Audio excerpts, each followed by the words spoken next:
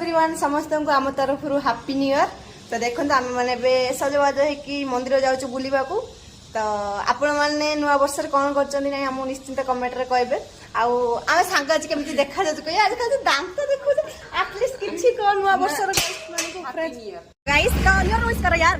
Happy new year happy new year. तो आम group आम फ्रेंड्स मैंने आम चलिए जगन्नाथ मंदिर जेहेतु आज न्यू ईयर अच्छी नुआ वर्ष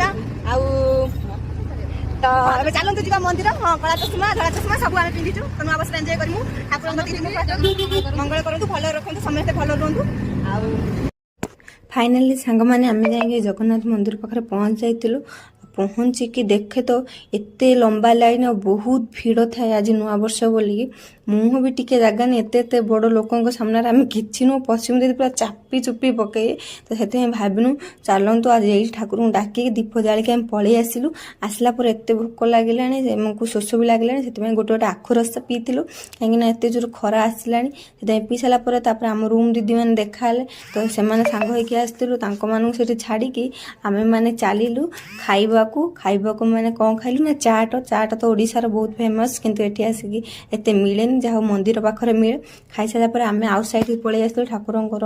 आ गोटे साइड को कहीं आम गला बुक करके अलग जगह जावाक थिला तो से आम ये गाड़ी बुक करदेलु आम ये 4 जन बसी जाइए आम ग्रुप जावाकू बुलीते देखो आम बुलवाक जाऊँ उड़ी जाऊँ मन पड़े आउ जेतु आमे होटल खाई नथलु सेत आमे नै आस्तिलु गाडी रे खाइबा फोन करली ए छा खाउची छना बड़ मोरी खाइ के धरिछि फिंगिंग बोली तुंगा सेति से धरिछि बोली सेति आमे सकाळ फोन करली कहि देनी तापर ताको लागरी मंदे आम आमे काजन आज केमति लागु निश्चित कमेंट माध्यम रे कहबे खराब मन कमेंट करबे काइना जेता नुवा वर्ष आज आउ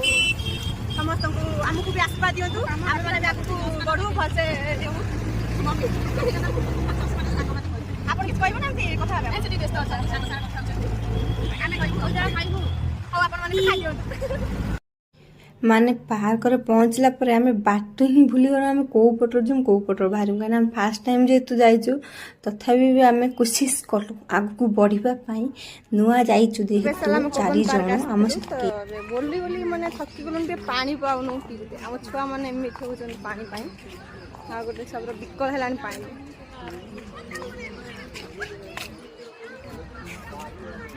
उत्तु बात छुआ पार्क को आसिक होउचंदी कि होउचंदी गाइस आमे माने तो संग माने आमे जो कोकन पार्क फास्ट टाइम आमे माने सफर करछु तो सेति पई एबे आमे फाइनली ओला बुक करकी एबे जाउछु हम रूम साइड को जोटे आमे रहउथु।